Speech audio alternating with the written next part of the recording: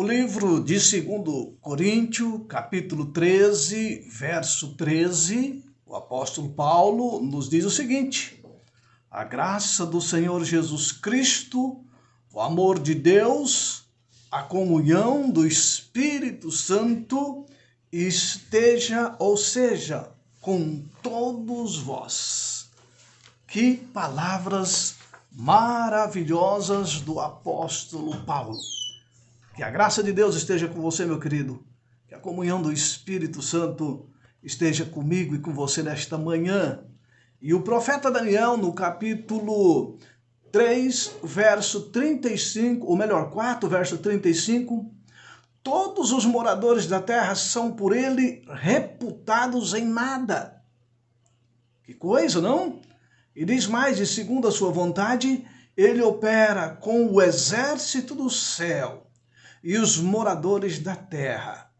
Não há quem possa lhe deter a mão, nem lhe dizer: que fazes? Este verso do profeta Daniel, ele é claramente definindo que Deus é soberano. Quem pode deter-lhe a mão? Quem pode dizer a Deus: o que fazes? Então, a soberania de Deus, ela é claramente ensinada nas Escrituras Sagradas. Segundo a vontade dele, ele opera. Nada há que lhe possa deter as suas mãos, nada. Porque todas as coisas tu criaste. Sim, por causa da tua vontade, todas as coisas vieram a existir. Por causa da tua vontade, todas as coisas foram criadas, diz Apocalipse 4, verso 11. Portanto, tudo quanto aprouve ao Senhor, ele o fez. Sim, ele o fez nos céus e também na terra e em todo o universo, diz o salmista no capítulo 135, verso 6. Então, Salomão aqui pode dizer, como ribeiros de água, assim é o coração do rei nas mãos do Senhor. Este, segundo o seu querer, o inclina. Provérbios 21, verso 1. Então, quando o apóstolo Paulo é cônscio da soberania de Deus, ele escreve: se Deus quiser, voltarei para vós outros, Atos 18, 21. E ao mesmo tempo, o apóstolo Tiago, ele admoesta: deveis dizer, se o Senhor quiser. Tiago 4, verso 15.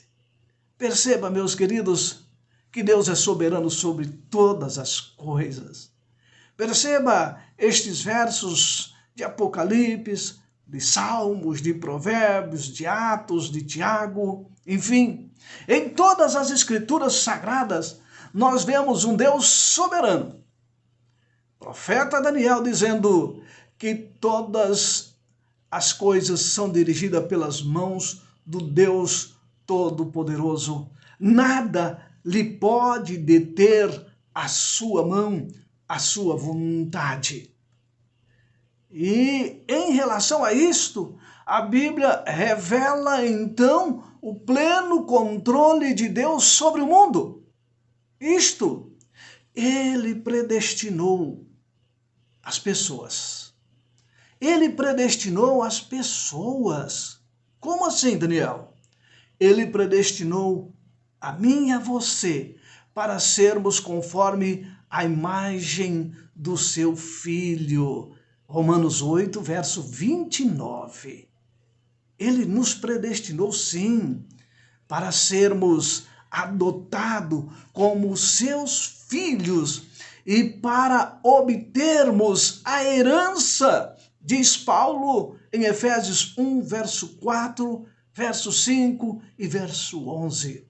Ele nos predestinou para sermos seus filhos, para obtermos uma herança melhor. uma herança superior. Já imaginou? E a soberania humana, aonde está? Aí você pode estar perguntando, bem, se Deus é soberano, Daniel, e a liberdade humana, onde fica? E o livre-arbítrio do ser humano, onde fica? Me acompanhe no raciocínio e você vai perceber. Quando nós olhamos o verbo predestinar, isto significa determinar antecipadamente. Opa, você diz então, Daniel, se Deus pode determinar antecipadamente, aonde fica a minha liberdade? Alguns entendem que essa passagem, ou essas, outras passagens que falam sobre isso, ensinam que Deus elegeu arbitrariamente alguns para a salvação e outros para a perdição, sem considerar as escolhas das pessoas. Isso é questionamento de algumas pessoas. Mas o estudo do contexto de passagens relacionadas à predestinação mostra que Paulo não está falando de um Deus que caprichosamente exclui a quem quer que seja ou receba qualquer que ele quiser. Não é isso que Paulo está dizendo. O impulso desses textos de Paulo, quando Paulo fala que ele nos predestinou para sermos conforme o seu Filho amado, para sermos seus filhos, para a herança, o impulso desse texto ele é inclusivo. Como assim, Daniel? A Bíblia ela declara sem rodeios que Deus deseja que todos os homens sejam salvos e cheguem ao pleno conhecimento da verdade. 1 Timóteo 2, verso 4. Qual é o desejo de Deus? Que todos sejam salvos. Então ele predestinou todos para a salvação? Calma, vamos entender. Ele não quer que nenhuma pessoa pereça, senão que todos cheguem ao arrependimento. Segundo Pedro 3, verso 9. Opa, então nós temos aqui salvação e perdição. Ele não quer que nenhuma pessoa pereça. Bom, então existe a possibilidade de perecer. Mas ele não quer isto. Ele quer que todos cheguem ao arrependimento. Sabe, então, não existe qualquer evidência de que Deus decretou que alguma pessoa deve perder-se. Não há nenhum decreto de perdição na Bíblia. Semelhante decreto, meu querido, se existisse, seria uma negação da cruz do Calvário. Seria uma negação da morte de Cristo. Se Deus quisesse que alguém se perdesse, meus queridos, qual seria a importância da cruz? A expressão todo aquele, no contexto de João 3,16, que você conhece muito bem, onde diz, porque Deus amou o mundo de tal maneira que deu o seu Filho unigênito, para que todo aquele que nele crê não pereça, mas tenha vida eterna. Significa que qualquer pessoa possa ser salvo. O mais vil pecador, o mais cruel ser humano, ele pode ser salvo. Todo aquele que nele crê não pereça, mas tenha vida eterna. Há nesse contexto a possibilidade de perecer. Então Deus não lhe escolheu para perecer. Mas também há a possibilidade de ele nos chamando, nos convidando, dando o seu Filho para que eu e você não pereçamos, mas tenhamos a vida eterna. Então temos também diante de nós o quê? A vida eterna. Então, a livre vontade humana é o fator determinante em seu destino pessoal, em seu destino final. E isso torna-se evidente pelo fato de que Deus continuamente apresenta o resultado da obediência e também da desobediência, e insiste que o pecador escolha a obediência. Ele chegou certa vez dizer em Deuteronômio 30, 19, Josué 24, 15 e outros textos bíblicos, eu coloco diante de vocês a vida e a morte. Escolha, pois, a vida para que viva. Olha, a decisão não está nas mãos de Deus. Está na sua, na minha mão. Livre escolha. Ele nos predestinou, ele nos criou para a salvação. Mas a escolha é minha ou sua. Percebeu? Então, é possível que o crente que uma vez foi recipiente da graça divina, é possível que uma pessoa que uma vez aceitou a Jesus, que aceitou a salvação, que viveu na graça, é possível ela cair e se perder. É possível. Nós temos um exemplo na Bíblia de Balaão. Foi um profeta de Deus, chamado como eu e você, escolhido para ser um profeta. Ele abençoou, profetizou por várias vezes, mas nós vemos a Bíblia falando do terrível fim de Balaão. É possível sim que uma vez que as pessoas receberam a graça divina, caiam. Por exemplo, Judas é um outro exemplo. Andou com a graça divina, viveu por momentos, não sei se, não talvez de um coração sincero, mas viveu um pouco da graça divina ao lado de Jesus, mas também se perdeu. Ele bebeu da fonte da vida. Mas a escolha foi de quem? De Judas. O verbo da vida estava ali ao lado dele, todo instante, dizendo: Judas, eu lhe amo. Deus, ele pode ver, sim, antecipadamente todas as decisões individuais que serão tomadas. Ele pode ver. Mas em sua presciência, ele não determina, meu querido ouvinte, quais devem ser as escolhas. Não, ele não predetermina quais devem ser. Ele não determina. A predestinação bíblica consiste no efetivo propósito de Deus de que todos aqueles que crerem em Cristo sejam salvos. Meu amado, eu estou falando de salvação. A Bíblia está falando de predestinação para a salvação. Daniel, mas e a questão das questões financeiras? E a questão das doenças? A Bíblia aqui não está tratando desse quesito. Mas também nesse quesito não há predestinação. Percebeu? Essas questões, estamos num mundo de pecado. Estamos num mundo cabuloso. Estamos num mundo em que o diabo opera, trabalha. Portanto, nós vamos cair no pecado. Vamos, por vezes, sofrer as consequências do pecado.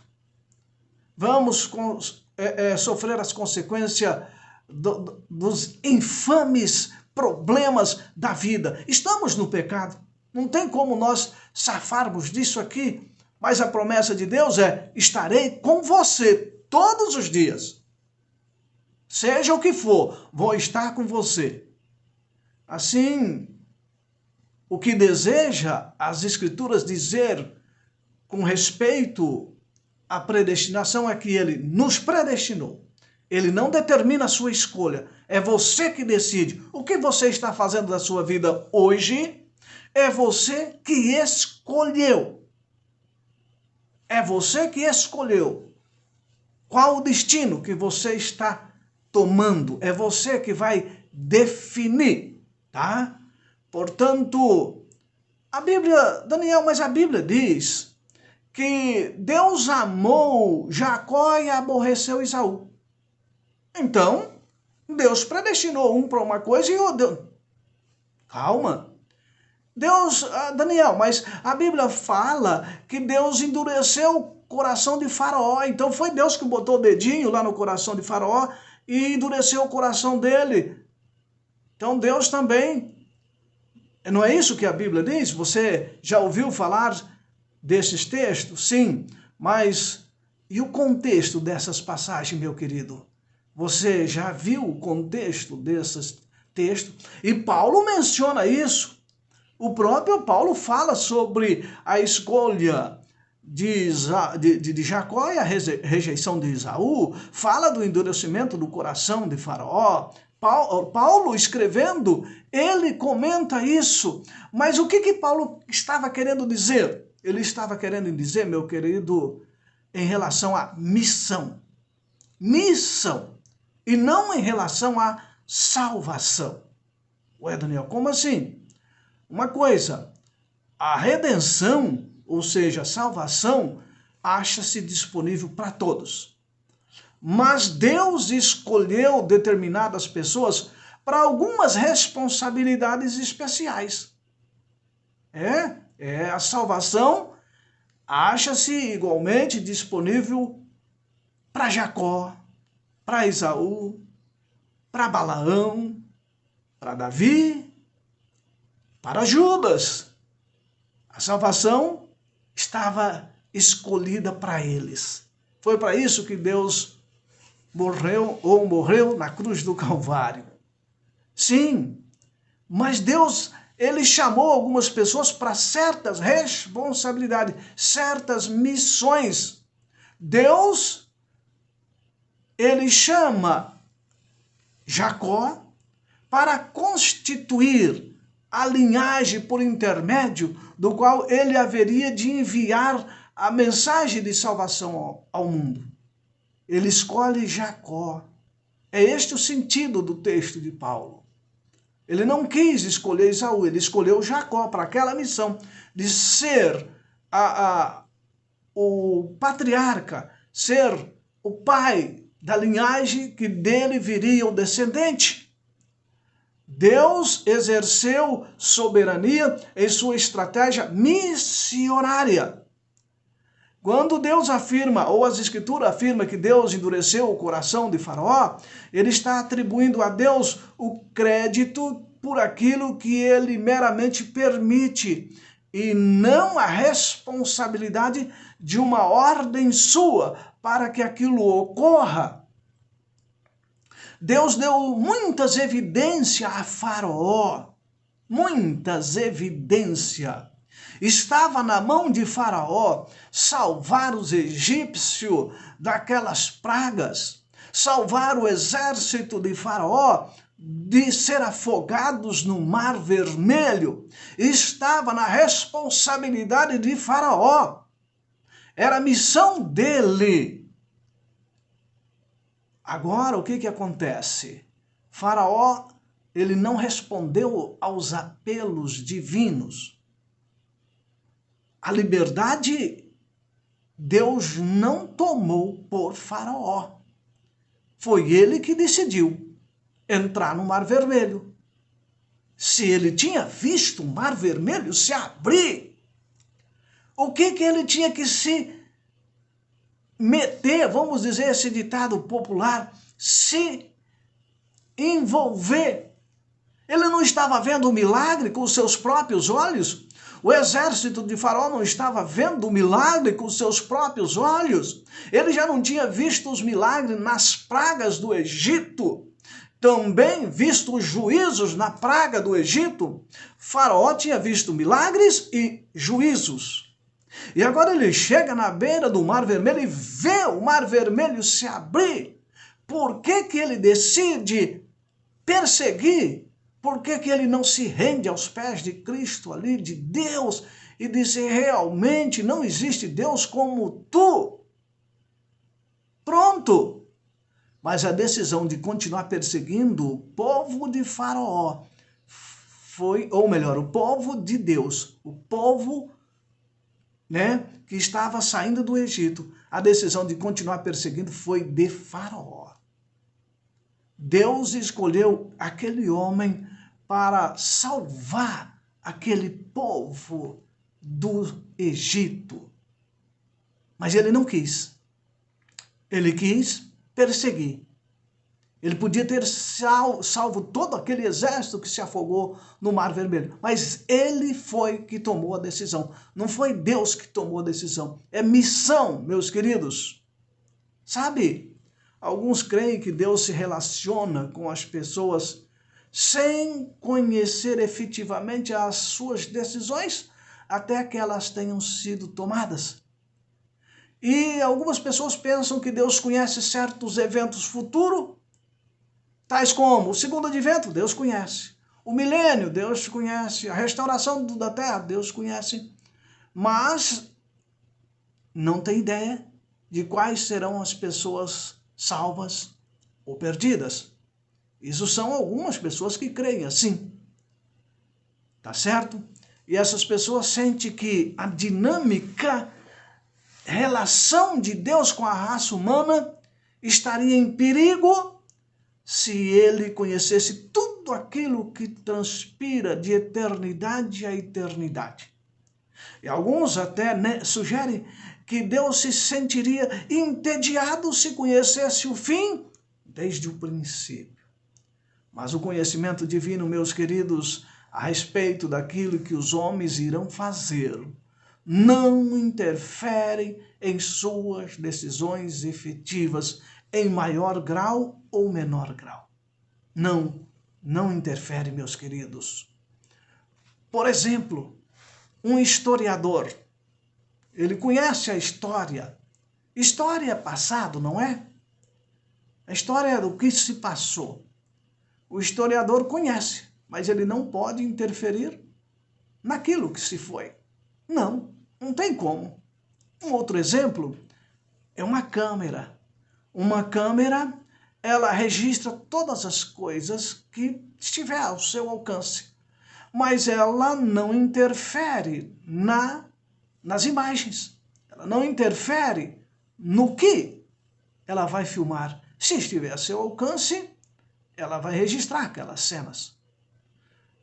Portanto, o conhecimento antecipado de Deus, ele penetra o futuro, sem alterá-lo. Entenda isso. Ele conhece o futuro, mas Deus não altera a sua decisão. Ele não altera o meu e o seu futuro. A presciência de Deus jamais vai violar a liberdade humana. Nunca a presciência de Deus vai violar a liberdade humana. Entenda uma coisa então, meu querido. Deus nos predestinou para quê? Para a salvação. Deus nos chamou para quê? Para a salvação. E Ele abre todos os caminhos para sermos salvos. Ele abriu todos os caminhos. É por isso que você está com o seu rádio ligado nesta manhã, porque Deus está lhe convidando para a salvação. Ele disse, escolha, eu proponho, está aí diante de você, a vida e a morte. Escolha, pois, a vida. Como é que nós vamos viver longe do verbo da vida? Como é que eu e você podemos viver longe do verbo da vida? Longe da fonte da vida? Como que nós podemos ter vida eterna longe da fonte da vida eterna? Oh, meu querido, talvez você queira viver sem Jesus. Tudo bem, é uma decisão sua. Mas não é Deus que lhe predestinou assim. Por isso Ele chama-lhe todos os dias. Vinde a mim, todos os que estáis cansados e sobrecarregados, eu vos aliviarei. Ele está lhe chamando cada momento. Se Ele está lhe chamando, está me chamando, é porque Ele sabe que existe caminho para o homem que parece direito, mas o fim é caminhos de morte. É por isso que Ele me chama, vinde a mim. É por isso que Ele propõe, toma a minha cruz e siga-me, toma a tua cruz e siga-me. É para nós tomarmos a cruz e segui-lo. É por isso que Ele propõe segui-lo. Eu sou o caminho, a verdade e a vida. Ninguém vai ao Pai senão por mim. Ele é o caminho. Por qual caminho eu e você estamos caminhando ou queremos continuar caminhando? Aí você pode estar aí reclamando, mas Deus me predestinou para a perdição, porque eu não tenho força, porque eu não tenho condição. Eu tento, mas não consigo. Sim, meus queridos, nós vivemos uma luta entre a vontade da carne e a vontade do Espírito. Vivemos essa luta, é uma luta renhida, dia a dia, 24 horas. E quem vai vencer por você? Quem vai vencer por mim? Qual é a natureza que eu estou alimentando nesta manhã? Se eu alimento a minha natureza carnal, é ela que vai vencer. Ela vai ficar mais forte. O que você ouve, o que você come, o que você bebe, o que você fala, o que você assiste, o que você vê nas telas da sua TV, do seu smartphone, do seu celular, enfim. O seu foco é que vai determinar o quanto você está alimentando a sua natureza carnal ou a natureza espiritual. Eu não tenho força. Sim, quando nós alimentamos a natureza carnal, é ela que terá força. Mas se o seu foco é a natureza espiritual, você ouve coisas espirituais, você lê coisas espirituais, você assiste coisas espirituais, você come aquilo que a Bíblia o orienta, isso ajuda na nossa capacidade de raciocinar. A alimentação, meus queridos, saudável, ajuda na nossa forma de raciocinar. Percebeu? O que nós bebemos ajuda na nossa capacidade de pensar, de raciocinar. Por isso Daniel e os seus companheiros, os companheiros de Daniel lá em Babilônia, ou Daniel e os seus companheiros, né? Em 10 dias daquele teste na alimentação, eles estavam mais sábios, mais inteligentes. A alimentação faz bem para a mente e para as decisões. O que eu visto, o que eu falo, o que eu como, o que eu bebo, o que eu leio, o que eu ouço, isso vai alimentar a minha natureza carnal ou espiritual. Aí você fica choramingando, mas eu não tenho força, eu não consigo, eu aquilo. Deus me predestinou para a perdição. Deus me predestinou para a perdição. Deus me predestinou para aquela doença ou para aquela... Fuma feito um maluco, bebe feito um louco, come feito um esganado, tudo que não presta. Aí depois, uma doença ou outra, nós somos sujeitos à doença, todos nós somos sujeitos. Mas essas coisas antecipam. Elas interferem na nossa vida. Aí a gente fica chorando.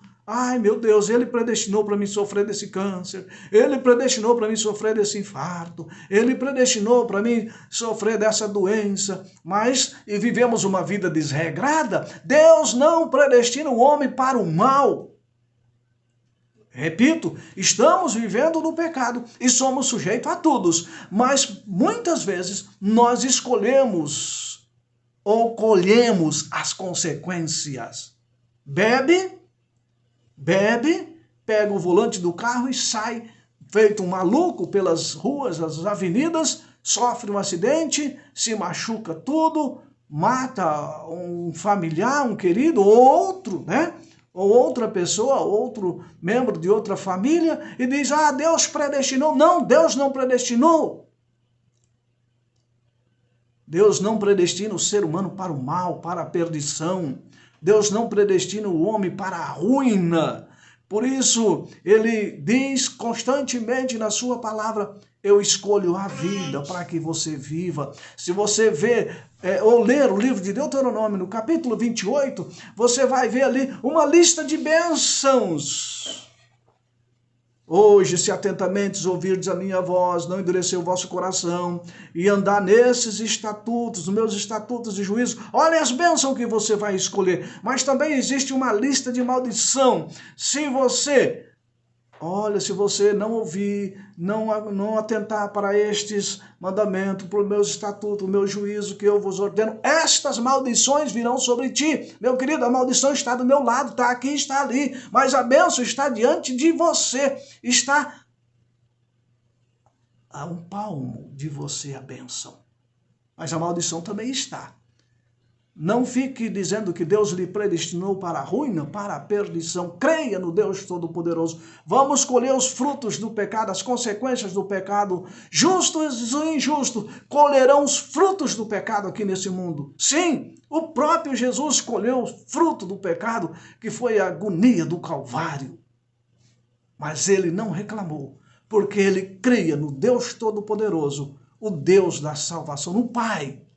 E eu e você também podemos crer no Deus Pai, Deus Filho, Deus Espírito Santo. E mesmo em meio às situações, entendermos que Ele nos escolheu para a vida eterna. Vamos orar? Obrigado, Deus Pai, Deus Filho, Deus Espírito Santo, porque o Senhor nos escolheu para sermos salvos. Obrigado, porque o Senhor nos escolheu para sermos semelhante ao seu Filho amado. O Senhor nos escolheu para sermos seus filhos. Escolheu-nos para recebermos uma herança incorruptível.